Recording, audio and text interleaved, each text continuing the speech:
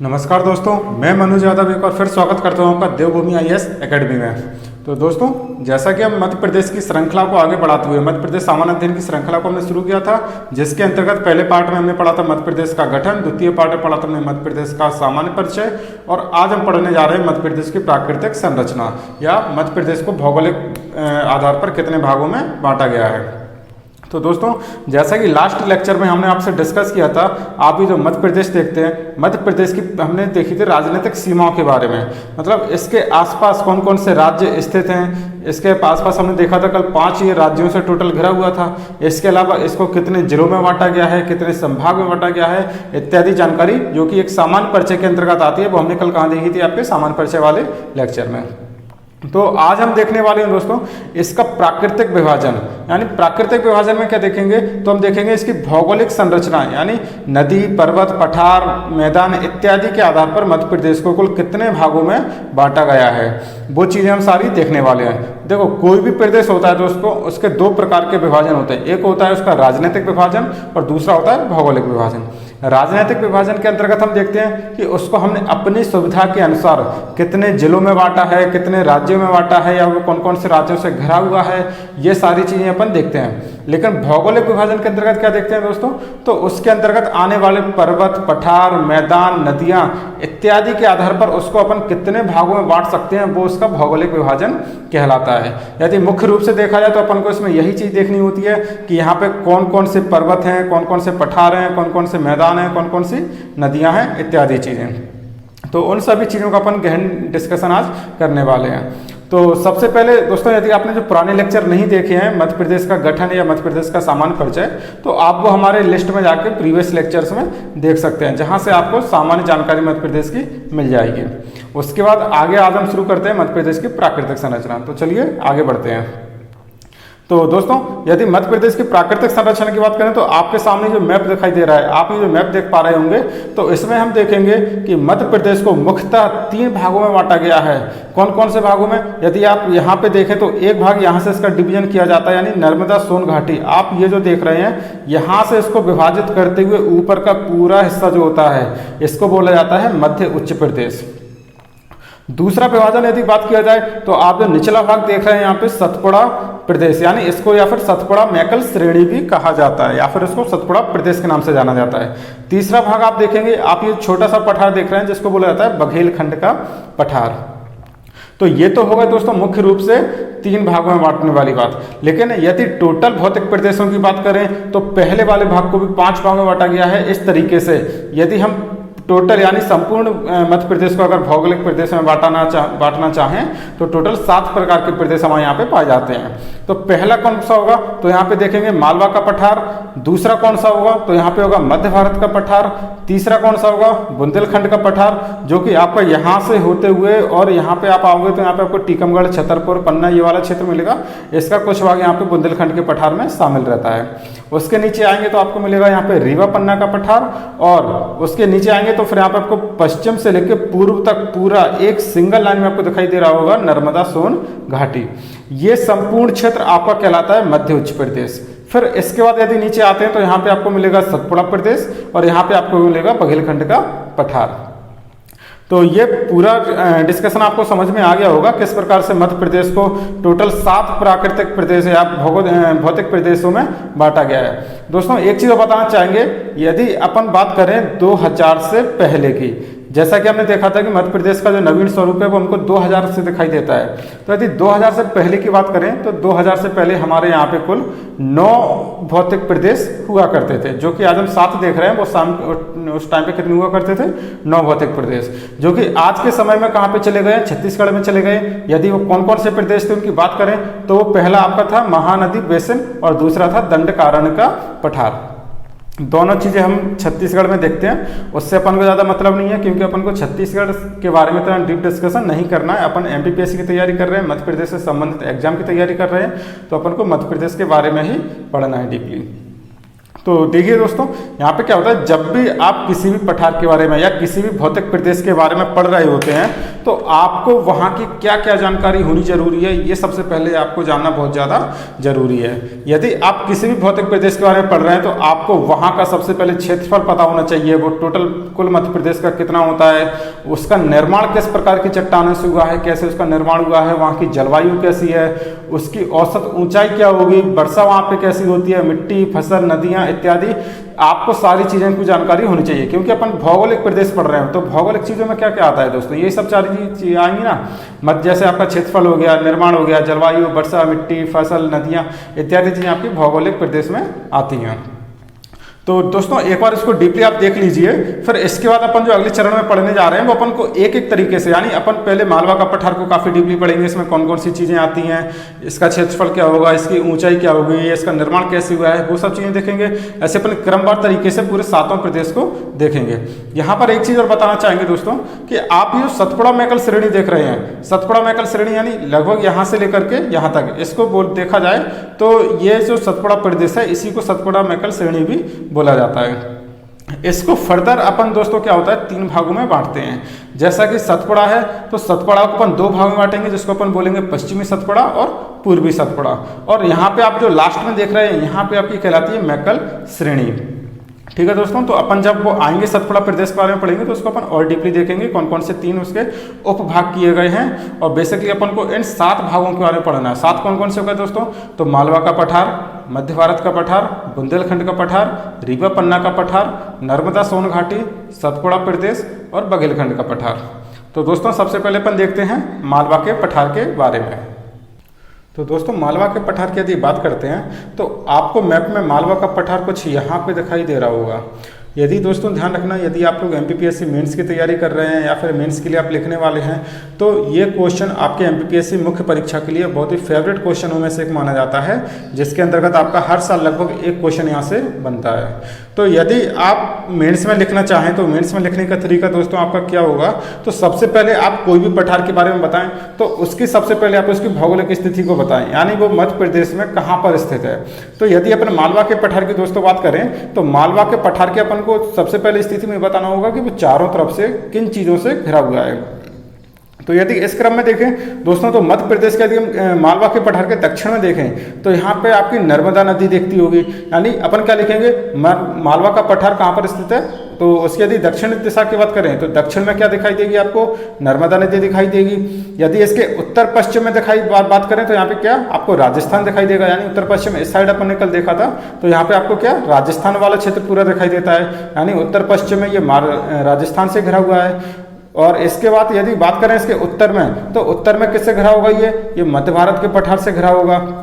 यदि पूरब साइड की बात करें तो पूर्व में यह किससे घिरा हुआ है दोस्तों, तो ये रीवा पन्ना के पठार से घिरा हुआ है। तो आपको ये सारी पोजीशंस आपको बतानी पड़ेगी। यदि आप मुख्य परीक्षा में लिखने जा रहे हो तो आप कोई भी पठार के बारे में शुरुआत में सबसे पहले क्या लिखोगे, उसका स्थिति क्या होगी। स्थिति के अंतर्गत आप क्या लिखेंगे कि वो चारों तरफ से कौन कौन से भूखंड से घिरा हुआ है, उसका पूरब, पश्चिम, उत्तर, दक्षिण 4 प्रकार की दिशाओं में आप बताओगे कि उसके चारों दिशाओं में क्या स्थित है। उसी क्रम में यदि आगे चलते हैं दोस्तों तो सेकंड अगर देखते हैं मालवा के पठार का कुल क्षेत्रफल, यानी इस चीज़ का आप क्षेत्रफल की बात करें तो इसका क्षेत्रफल कितना रहेगा, तो 88,222 किलोमीटर स्क्वायर इसका एरिया रहेगा। यानी इसके क्षेत्रफल की बात करें तो कितना हो जाएगा 88,222 किलोमीटर स्क्वायर, जो कि संपूर्ण मध्य प्रदेश का 28% यानी 28% रहेगा। और याद रखना दोस्तों मालवा का पठार मध्य प्रदेश का सबसे बड़ा भौगोलिक प्रदेश भी माना जाता है, जो कि संपूर्ण मध्य प्रदेश का 28% है। यहाँ तक क्लियर है दोस्तों। आगे चले तो इसकी यदि औसत ऊंचाई की बात करें तो औसत ऊंचाई इसकी कितनी रहेगी, तो 300 से 600 मीटर रहेगी। यानी मालवा के पठार की जो औसत ऊंचाई है वो समुद्र लेवल से कितनी है, मीन सी लेवल से, तो 300 से 600 मीटर रहेगी। और यहाँ की यदि सबसे ऊंची चोटी की बात करें, ये कई बार वनडे एग्जाम में बहुत ज़्यादा पूछा जाता है कि मालवा के पठार की सबसे ऊँची चोटी कौन सी है। तो यहाँ पर सबसे ऊँची चोटी कौन सी होगी दोस्तों, शिकार चोटी होगी, जिसकी ऊँचाई 881 मीटर रहेगी।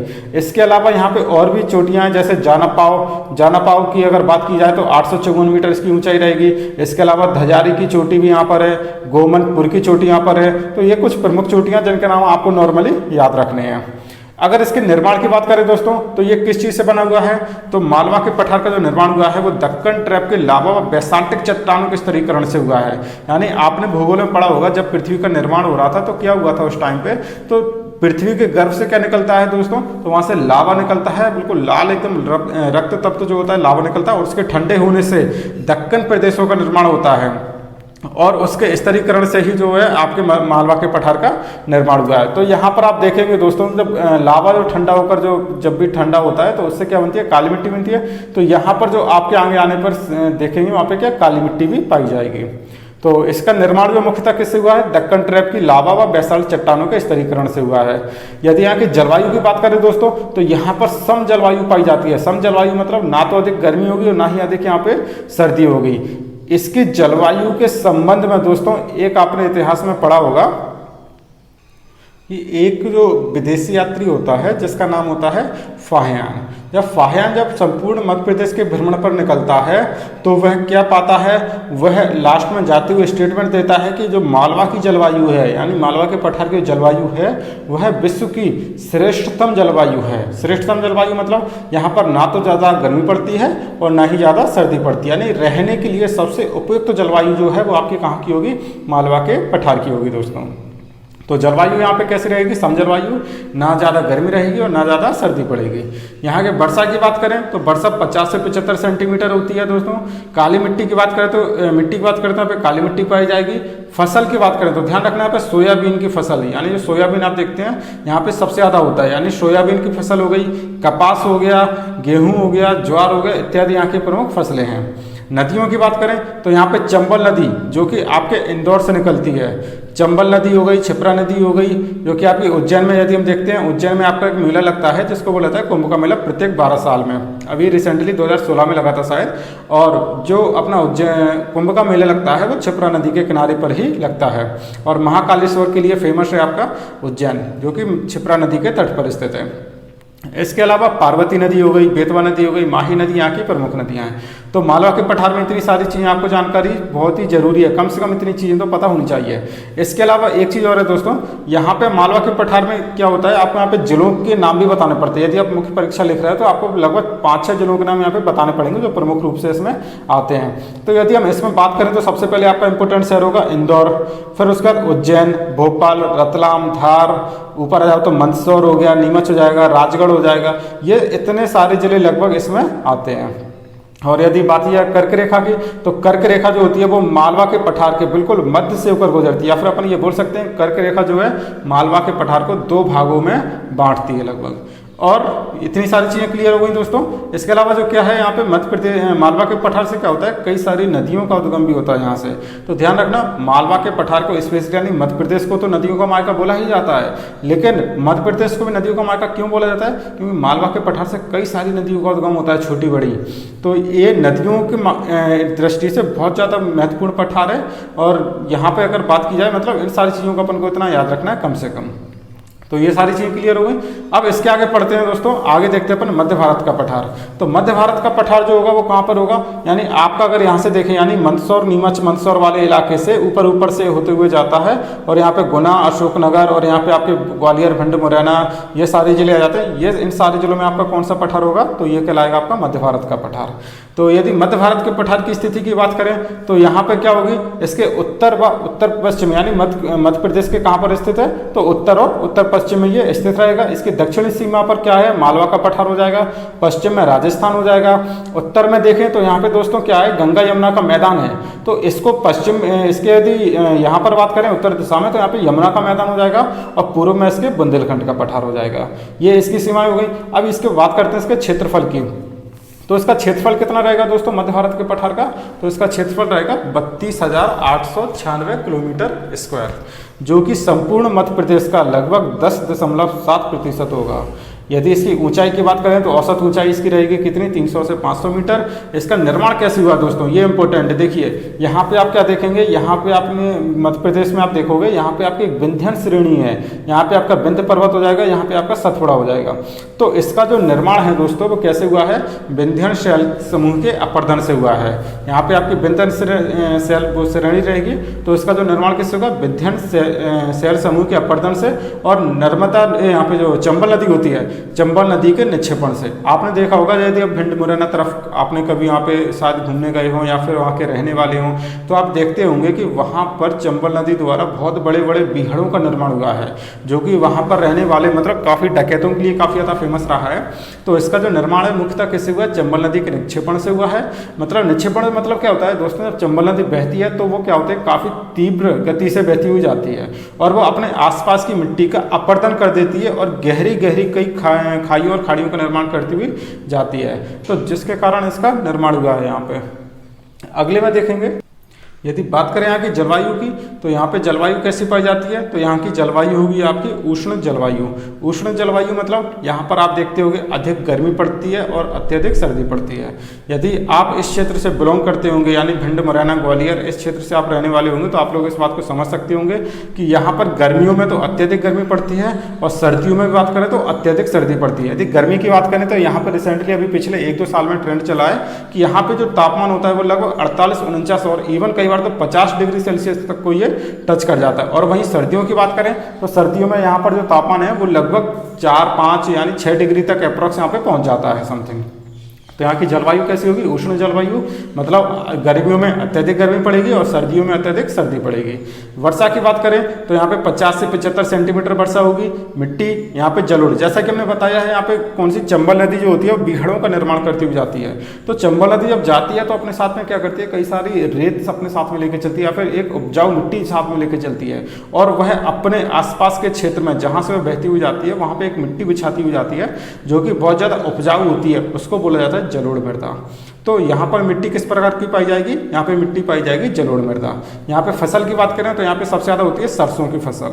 आपने देखा होगा यहाँ पे सरसों की फसल सबसे ज़्यादा की जाती है। उसके बाद ज्वार हो गया, अलसी हो गया, तिल, मतलब जो तेल वाली जो फसलें होती हैं वहाँ पे ज़्यादातर की जाती हैं, जैसे अलसी हो गया, तिल हो गया और ज्वार भी यहाँ पे की जाती है। नदियों की बात करें तो यहाँ पे चंबल नदी सबसे ज़्यादा इंपॉर्टेंट, बिल्कुल आपको याद रखना है। चंबल नदी हो जाएगी, सिंध हो गया, काली सिंध हो गई और कुंवारी नदी हो गई। ये यहाँ की कौन सी हो गई, प्रमुख नदियाँ हो गई।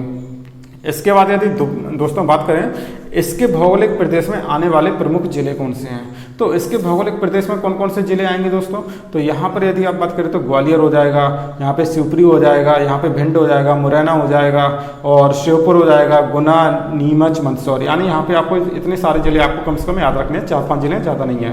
कौन कौन से, नीमच, मंदसौर, गुना, अशोकनगर, ग्वालियर, मुरैना, श्योपुर इत्यादि जिले। ठीक है दोस्तों, यहाँ तक कोई दिक्कत, तो चलिए इसके आगे चलते हैं। तो अगला प्रदेश होगा आपका दोस्तों बुंदेलखंड का पठार। बुंदेलखंड के पठार के अंतर्गत दोस्तों यदि अपन देखें तो बुंदेलखंड का पठार हमारे नक्शे में कुछ इस प्रकार दिखाई देता है। यानी आप यहाँ से देख करके ये जो चंद्राकार आकृति देख रहे हैं ये आपकी किसके अंतर्गत आती है, बुंदेलखंड के पठार के अंतर्गत आती है। और यदि इसकी स्थिति की बात करें दोस्तों तो इसकी स्थिति क्या होगी, तो बुंदेलखंड का पठार मध्य प्रदेश में कहाँ पर स्थित है, तो ये मध्य प्रदेश के उत्तर पूर्वी हिस्से में स्थित है। यानी बुंदेलखंड का पठार मध्य प्रदेश के उत्तर पूर्व भाग में स्थित है, जो कि जिसके पश्चिमी तरफ क्या होगा, मध्य भारत का पठार होगा। जिसके पूर्व तरफ यदि देखें तो पूर्व में क्या होगा, यमुना जलोढ़ के मैदान होंगे। यानी यमुना नदी के द्वारा जो मैदानों का निर्माण किया गया है जलोढ़ मैदान का, वो होगा। इसके बाद यदि इसके दक्षिण पूर्व की दिशा में आएंगे तो दक्षिण पूर्व में रीवा पन्ना का पठार और दक्षिण पश्चिम में देखेंगे तो मालवा का पठार। ये चारों तरफ से घिरा हुआ है। यदि इसमें आने वाले प्रमुख जिलों की बात करेंगे तो यहाँ पे कौन कौन से जिले आएंगे, तो यहाँ पे आप देखोगे ग्वालियर का कुछ हिस्सा आएगा, दतिया आ जाएगा, यहाँ पे नीचे आओगे तो सागर और यहाँ पे थोड़ा शिवपुरी भी आएगा। यहाँ पे आओगे तो दोस्तों टीकमगढ़, छतरपुर, पन्ना इत्यादि जिले आपको यहाँ पे देखने को मिलेंगे। ठीक है दोस्तों, तो इसके आगे चलते हैं फिर। तो यदि इसकी बात करते हैं सामान्य जानकारी की, यानी बुंदेलखंड का जो पठार होगा इसका क्षेत्रफल क्या होगा, तो इसका क्षेत्रफल होगा 23,737 किलोमीटर स्क्वायर, जो कि संपूर्ण मध्य प्रदेश का 7.6% होगा। यदि यहाँ की औसत ऊंचाई की दोस्तों बात की जाए तो औसत ऊंचाई यहाँ की कितनी रहेगी, तो 150 से 450 मीटर रहेगी। और यहाँ की सबसे ऊंची चोटी जो होगी, कई बार एग्जाम में पूछी आती है, बुंदेलखंड के पठार की सबसे ऊंची चोटी कौन सी है, तो यहाँ की सिद्ध बाबा की चोटी होगी सबसे ऊंची होगी, जिसकी ऊंचाई औसत ऊंचाई 1172 मीटर रहेगी। इसके निर्माण की दोस्तों यदि बात करें तो इसका जो निर्माण है वो किससे हुआ है, कैम्ब्रियन युग की ग्रेनाइट व नीस की चट्टानों से हुआ है दोस्तों। किसकी, कैम्ब्रियन युग की। तथा विंध्यन क्रम के शैल के अपरदन से हुआ है। यानी इसके निर्माण की प्रमुख बात करें तो ग्रेनाइट और नीस आपको याद रखना है। ग्रेनाइट और नीस कब की, तो वो कैम्ब्रियन युग की। क्या होता है दोस्तों, जब पृथ्वी का निर्माण हो रहा था तो पृथ्वी के निर्माण के समय क्या होता है, अपन उसको कई सारे युगों में बांटते हैं, जैसे आर्कियन युग हो गया, विंध्यन युग हो गया, कैम्ब्रियन युग हो गया। ये इतने सारे युग होते हैं कि अपन उनको फिर कभी आने वाले लेक्चर में देखेंगे। तो अभी आपको हाल फिलहाल इतना याद रखना है कि कैम्ब्रियन युग की कौन सी चट्टानें होंगी, तो ग्रेनाइट और नीस की चट्टानें होंगी। और नीस की चट्टानों के कारण आगे चल के हम देखेंगे यहाँ पे जो होगा वो लाल कलर की मिट्टी पाई जाएगी दोस्तों। फिर और आगे चले दोस्तों, यहाँ पे अपन देखेंगे जलवायु। तो जलवायु कौन सी होती है यहाँ पे, तो उष्ण जलवायु होगी। मतलब गर्मियों में क्या होगा, यहाँ पे अत्यधिक गर्मी होगी और सर्दियों में अत्यधिक सर्दी होगी। इसी प्रकार यदि वर्षा की बात करें तो वर्षा यहाँ पे कितनी होती है, 75 से 100 सेंटीमीटर तक वर्षा होगी।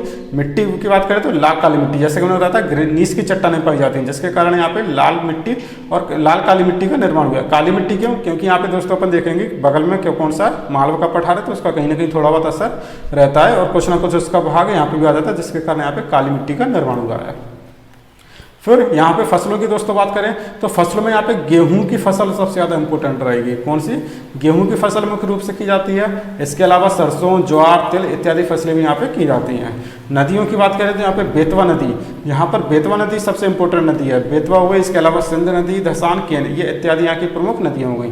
तो दोस्तों हमने पढ़ा अभी बुंदेलखंड के पठार के बारे में। ये जो आप देख रहे हैं बुंदेलखंड का पठार, ये इसके बारे में। तो इसके बाद अगला प्रदेश जो आप देखेंगे वो कौन सा होगा, रीवा पन्ना का पठार। तो रीवा पन्ना का पठार जो है दोस्तों वो कहाँ पर है, तो रीवा पन्ना का पठार यदि आप देखें, यदि इसकी मध्य प्रदेश में आपको स्थिति बतानी हो तो कैसे बताएंगे, तो ये मध्य प्रदेश के कहाँ पर स्थित है, ये संपूर्ण मध्य प्रदेश में उत्तर पूर्व में स्थित है ये दोस्तों। इसमें आने वाले प्रमुख जिले कौन कौन से होंगे, तो इसमें आने वाले प्रमुख जिले कौन से होंगे, रीवा होगा, यहाँ पे पन्ना होगा, और इसके साथ ही यहाँ पे कौन से जिले होंगे, तो यहाँ पे हम देखेंगे यहाँ पे आपका एक जिला आता है जिसका नाम है दमोह है। यहाँ पे आपका कौन सा, दमोह जिला आता है, तो दमोह हो जाएगा यहाँ पे। और इसके साथ ही साथ आप देखेंगे यहाँ पे सतना भी जिला आ जाएगा, सतना का कुछ हिस्सा जो है वो इसमें आता है। इसके अलावा यहाँ पे सागर हो जाएगा, और मतलब ये सारे जिले आपको इतने याद रखने हैं। यानी कौन कौन से हो गए, तो पन्ना हो जाएगा, रीवा हो जाएगा, दमोह हो जाएगा, सागर हो जाएगा और सतना हो जाएगा। इतनी सारी चीज़ें क्लियर है दोस्तों। अब यदि इसकी सामान्य जानकारी की बात करें तो रीवा पन्ना का पठार जो है इसका क्षेत्रफल कितना होगा, इसका क्षेत्रफल होगा 32,954 किलोमीटर, सॉरी 31,954 किलोमीटर लगभग। और जो कि संपूर्ण मध्य प्रदेश का कौन सा कितना होगा, तो 10.36% संपूर्ण मध्य प्रदेश का इसका क्षेत्रफल रहेगा। यदि इसकी औसत ऊंचाई की बात करें तो इसकी औसत ऊंचाई कितनी होगी, 400 से 600 मीटर रहेगी। और इसका निर्माण जो किससे हुआ है, तो इसका निर्माण हमने बताया था, यहाँ पे आपको एक विंध्यन पर्वत श्रृंखला देखने को मिलेगी। जब अपन मध्य प्रदेश के आने वाले चैप्टर पढ़ेंगे तो उसमें पढ़ेंगे पर्वतों के बारे में। तो यहाँ पे आपको विंध्यन पर्वत श्रृंखला देखने को मिलेगी। तो जो इसका निर्माण है वो किस रहेगा, विंध्यन शैल समूह के अपरदन से। यानी विंध्यन जो शैल समूह होता है उनमें क्या होता है, समय के साथ लगातार अपरदन होता रहता है। यानी वहाँ की मिट्टी जो है लगातार वायु द्वारा या फिर पानी द्वारा उनका अपरदन होता रहता है, जिसके कारण इस प्रदेश का निर्माण हुआ है। तो निर्माण कैसे होगा, विंध्यन शैल समूह के अपरदन से। जलवायु की यहाँ की बात करें तो जलवायु कैसी होगी यहाँ पर, तो जलवायु यहाँ पर साधारण गर्मी और साधारण सर्दी। मतलब यहाँ पे ना तो ज़्यादा गर्मी पड़ेगी ना ज़्यादा सर्दी, मतलब साधारण रहेगी, बिल्कुल साधारण गर्मी और साधारण सर्दी। वर्षा की बात करें तो वर्षा 100 से 125 सेंटीमीटर। मिट्टी कौन सी पाई जाएगी, तो यहाँ पे मिट्टी पाई जाएगी आपकी काली कछारी मिट्टी, काली कछारी मिट्टी पाई जाएगी। और यहाँ पे फसल की बात करें तो फसल यहाँ पे वही होगी, गेहूं, चावल, सरसों इत्यादि फसल की जाएगी। और नदियों की बात करें तो टोंस नदी हो गई, केन नदी हो गई, बिहड़ नदी हो गई, इत्यादि यहाँ की प्रमुख नदियाँ हैं। इतनी सारी चीज़ें क्लियर है। आपने अभी किसके बारे में पढ़ा, तो आपने पढ़ा रीवा पन्ना के पठार के बारे में। चीज़ों को आप देख लेंगे। इसके बाद दोस्तों आप उसके नीचे देखते होंगे, यहाँ पर आपको देखने को मिलेगा बघेलखंड का पठार। यानी रीवा पन्ना के नीचे आप कौन सा देखेंगे, यहाँ पे बघेलखंड का पठार, और इसके बीच में आपको नर्मदा सोन घाटी भी मिलेगी। तो अपन पहले बघेलखंड का पठार देख लेते हैं। तो बघेलखंड का जो पठार है वो कहाँ पर दिखाई देगा दोस्तों, यदि इसकी स्थिति की बात करें तो मध्य प्रदेश में कहाँ पर स्थित होगा, ये पूर्व दिशा में स्थित होगा, मध्य प्रदेश के पूर्व दिशा में स्थित होगा। यदि इसके उत्तर में बात करें तो उत्तर में क्या रहेगा, नर्मदा सोन घाटी रहेगी। पश्चिम दिशा में बात करें तो पश्चिम दक्षिण में क्या रहेगा, सतपुड़ा प्रदेश रहेगा। और ये पूर्व साइड से किससे घिरा हुआ है, तो पूर्व साइड ये छत्तीसगढ़ से घिरा हुआ है। यानी यहाँ पे कौन सा प्रदेश आ जाएगा, छत्तीसगढ़ प्रदेश आ जाएगा। और यदि इसमें आने वाले प्रमुख जिलों की बात करें तो यहाँ पे आप देखते होंगे यहाँ पे आपको मिलेंगे सीधी मिलेगा, यहाँ सीधी, सिंगरौली, और इसके साथ ही आप यहाँ पे देखेंगे तो शहडोल हो जाएगा, उमरिया हो जाएगा, अनूपपुर हो जाएगा, इत्यादि जिले आपको यहाँ पे देखने को मिलेंगे। यानी प्रमुख जिले कौन कौन से हो जाएंगे, तो शहडोल हो जाएगा, सीधी हो जाएगा, सिंगरौली हो जाएगा, कटनी, उमरिया, अनूपपुर इत्यादि जिले प्रमुख जिले यहाँ के हो जाएंगे।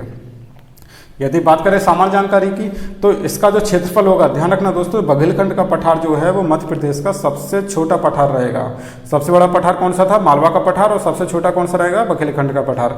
तो बघेलखंड का पठार जो है, इसके क्षेत्रफल की बात करें तो लगभग 22,000 यानी 21,577 किलोमीटर स्क्वायर इसका एरिया रहेगा, जो कि संपूर्ण मध्य प्रदेश का 7% है। कितना रहेगा, 7%। औसत ऊंचाई की बात करें तो 400 से 600 मीटर रहेगा। इसके निर्माण की बात करें तो किससे बना है ये, तो ये आर्कियन युग से जुरासिक युग के सेल समूह से इसका निर्माण हुआ है। ये युग कैसे बांटा जाता है वो आगे देखेंगे। अभी आप इतना याद रखना कि इसका जो निर्माण हुआ है किससे, आर्कियन युग से लेकर जुरासिक युग तक के शेल समूहों से इसका निर्माण हुआ है। जलवायु की बात करें तो साधारण गर्मी और साधारण सर्दी यहाँ पे पड़ती है, कोई ज़्यादा दिक्कत वाली बात नहीं है। और वर्षा की बात करें तो 125 से लेकर 140 सेंटीमीटर तक यहाँ पे वर्षा होती है। मिट्टी यहाँ पे कौन सी होगी, तो काली, लाल और पीली मिट्टी पाई जाएगी। यहाँ पे इंपॉर्टेंट है ये चीज़ देखना है, यहाँ पे कौन सी मिट्टी पाई जाएगी, यहाँ पे लाल पीली मिट्टी पाई जाएगी। ठीक है। इसके बाद फसल की बात करें तो फसल यहाँ पे कौन सी होगी, चावल, अलसी, तिल, ये प्रमुख रूप से यहाँ पे की जाती है। इनमें सबसे ज़्यादा इंपॉर्टेंट है चावल। प्रमुख रूप से कौन सी फसल की जाती है, यहाँ पे धान की खेती की जाती है, फिर चावल की फसल की जाती है दोस्तों। इसके बाद नदियों की बात करें तो नदियाँ यहाँ पे कौन सी होंगी, सोन हो गई, जोहला हो गई, रेहंद हो गई, इत्यादि नदियाँ आगे यहाँ पे फेमस है। आप देखते होंगे सोन नदी जो है वो सोन नदी आपकी नर्मदा नदी के साथ से ही निकलती है, यानी अमरकंटक श्रेणी से निकलती है। और जो रेहंद नदी है, रेहंद नदी पे आप देखते हैं मध्य प्रदेश, उत्तर प्रदेश और बिहार की एक संयुक्त परियोजना चलाई जाती है, इसको रेहंद परियोजना भी बोला जाता है। और जो कि आपके कहाँ पर स्थित है, ये लगभग आप देखोगे यहाँ पर स्थित होगी। इसको गोविंद बल्लभ पंत सागर इस नाम से भी शायद जाना जाता है। ठीक है दोस्तों, तो आपने अभी कौन कौन से पठार देखे यहाँ पे, मालवा का पठार, मध्य भारत का पठार, बुंदेलखंड का पठार, रीवा पन्ना का पठार और बघेलखंड का पठार। अब हम देखते हैं यहाँ पे कौन सा, नर्मदा सोन घाटी। तो नर्मदा सोन घाटी की दोस्तों यदि बात करें इसकी स्थिति की, तो ये मध्य प्रदेश के देखो दोस्तों बीचों बीच स्थित है, और इसका विस्तार जो है पश्चिम से लेकर पूर्व तक संपूर्ण रूप से फैला हुआ है। यानी इसका विस्तार कहाँ से कहाँ तक होगा, मध्य प्रदेश के बीच में पश्चिम से लेकर पूर्व तक इसका विस्तार है, जो कि मध्य प्रदेश को लगभग 2 भागों में बांटती है। यदि यहाँ पे दोस्तों बात करें तो यहाँ पे आपको दिखाई देगा, यहाँ पे विंध्यन जो आपने पढ़ा था, विंध्यन पर्वत यानी विंध्य पर्वत श्रृंखला दिखाई देगी, और यहाँ पे आपको सतपुड़ा पर्वत श्रेणी। मतलब ये जो घाटी है वो एक तरफ से किससे घिरी हुई है, तो एक तरफ ऊपर तरफ देखो, यानी उत्तर साइड आपको दिखाई देगा यहाँ पे कौन सी, विंध्य श्रृंखला, और नीचे दक्षिण साइड आपको दिखाई देगी सतपुड़ा श्रृंखला, और उसके बीच में एक घाटी का निर्माण हुआ है जिसको नर्मदा सोन घाटी बोला जाता है दोस्तों। क्यों, क्योंकि इस घाटी में यदि वहाँ पे देखें तो नर्मदा नदी का प्रवाह होता है, और यहाँ पर आप देखें तो सोन नदी का प्रवाह होता है, तो इसको नर्मदा सोन घाटी भी बोला जाता है संयुक्त रूप से दोस्तों। इतनी सारी चीज़ क्लियर हो गई। तो नर्मदा सोन घाटी दोस्तों एक चीज़ और याद रखना, ये जो है वो मध्य प्रदेश का सबसे नीचाई वाला इलाका है। मतलब इसका जो निर्माण हुआ है वो कैसे हुआ है, तो भूगर्भिक हलचलों के कारण हुआ है, जिसके कारण यहाँ पे भ्रंश की उत्पत्ति हुई है। यानी ये जो घाटी है वो किसके कारण उत्पन्न हुई है, तो भ्रंशों के कारण उत्पन्न हुई है, जो कि मध्य प्रदेश का सबसे नीचा इलाका है। इसके अलावा यदि बात की जाए तो नर्मदा सोन घाटी दोस्तों जो रहेगी वो आपकी प्रायद्वीपीय भूभाग का एक हिस्सा रहेगी। यानी ये जो क्या है वो आपकी प्रायद्वीपीय भूभाग का एक हिस्सा है। और यदि इसमें आने वाले प्रमुख जिलों की दोस्तों बात करें तो इसके प्रमुख जिले कौन कौन से होंगे, तो यहाँ पे आप देखोगे अनूपपुर हो जाएगा, मंडला हो जाएगा, डिंडोरी, जबलपुर, और इसके अलावा देखें तो होशंगाबाद हो जाएगा, रायसेन हो जाएगा, यहाँ आपका हरदा आ जाएगा, यहाँ पे खंडवा, खरगोन, और यहाँ पे आप देखोगे धार जिला आ जाएगा। मतलब इत्यादि यहाँ के प्रमुख जिले हो जाएंगे, और यहाँ पे आपका अलीराजपुर जिला भी आ जाएगा। तो ये इसके कुछ प्रमुख जिले होंगे जो आपको याद रखने हैं। इसके अलावा यदि इसकी बात किया क्षेत्रफल की, तो क्षेत्रफल इसका कितना रहेगा दोस्तों, इसका क्षेत्रफल रहेगा 86,000 वर्ग किलोमीटर, यानी 86,000 किलोमीटर स्क्वायर इसका एरिया रहेगा, जो कि संपूर्ण मध्य प्रदेश का 26% है। इसके अलावा और ध्यान रखना, ये जो मध्य प्रदेश का दूसरा सबसे बड़ा पठार है, पहला मालवा का पठार हो जाएगा, दूसरा कौन सा, नर्मदा सोन घाटी। इसकी औसत ऊंचाई की बात करें तो 300 से 400 मीटर इसकी औसत ऊंचाई रहेगी। निर्माण इसका कैसे हुआ है, तो निर्माण इसका हुआ है दक्कन ट्रैप की चट्टानों से और धारवाड़ क्रम की चट्टानों से, यानी 2 प्रकार की चट्टानों से इसका निर्माण हुआ है। यदि बात की जाए इसकी पश्चिम तरफ, तो पश्चिम में इसका निर्माण हुआ है किससे, दक्कन ट्रैप की चट्टानों से, और पूर्व साइड इसका जो निर्माण हुआ है वो किससे, धारवाड़ और विंध्यन क्रम की चट्टानों से हुआ है। जलवायु की बात करें तो यहाँ पे जलवायु क्या होता है दोस्तों, गर्मियों में तो अधिक गर्मी पड़ती है लेकिन सर्दियों में साधारण सर्दी पड़ती है। यानी जलवायु आपको यहाँ की स्पेशली बतानी होगी कौन सी है, तो यहाँ पे गर्मियों में अधिक गर्मी है और सर्दियों में साधारण सर्दी है। वर्षा कितनी होगी यहाँ पे दोस्तों, तो वर्षा यहाँ पे होगी कितनी 70 से 140 सेंटीमीटर। मिट्टी की बात करें तो मिट्टी यहाँ पे कौन सी पाई जाएगी, आप पश्चिम साइड देखोगे यहाँ पे तो यहाँ पे पाई जाएगी आपकी गहरी काली मिट्टी, यानी काली मिट्टी का निर्माण हुआ है। और यदि पूर्व साइड देखोगे तो यहाँ पे लाल मिट्टी का निर्माण हुआ है।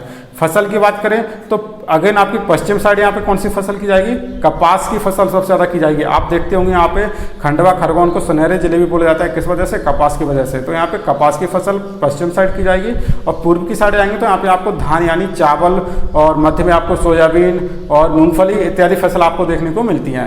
प्रमुख नदियों की बात करें तो इसके नाम से स्पष्ट होता है नर्मदा, यानी नर्मदा नदी जो है वो यहाँ की प्रमुख नदी है। इसके अलावा सोन नदी यहाँ की प्रमुख नदी होगी। और इसके अलावा नर्मदा की कुछ सहायक नदियाँ जैसे दूधी हो गई, शक्कर हो गई, तवा हो गई, हथिनी हो गई, इतनी सारी आपकी लगभग प्रमुख नदियाँ यहाँ की हो जाएंगी।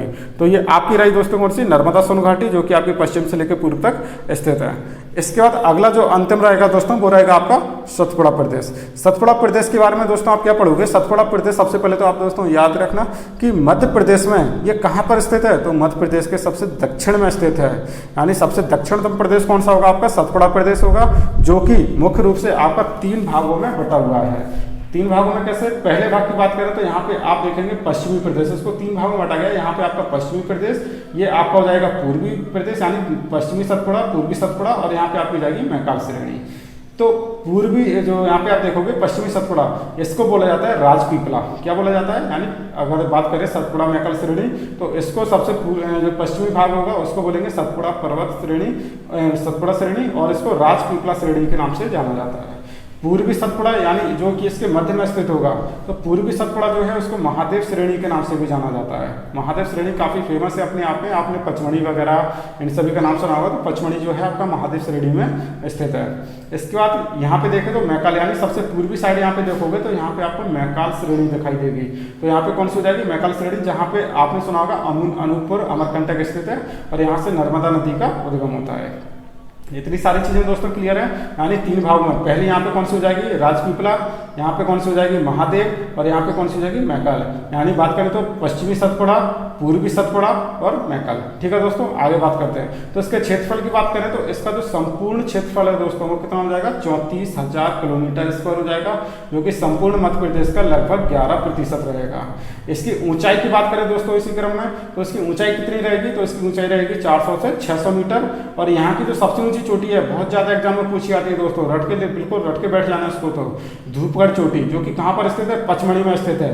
और यहाँ इसकी जो ऊंचाई है वो कितनी है, मध्य प्रदेश की सबसे ज़्यादा ऊंची चोटी है दोस्तों, ध्यान रखना। मध्य प्रदेश की सबसे ज़्यादा ऊंची चोटी कौन सी है, तो कौन सी है, धूपगढ़ की चोटी, जो कि कहाँ पर स्थित है, महादेव श्रेणी में स्थित है।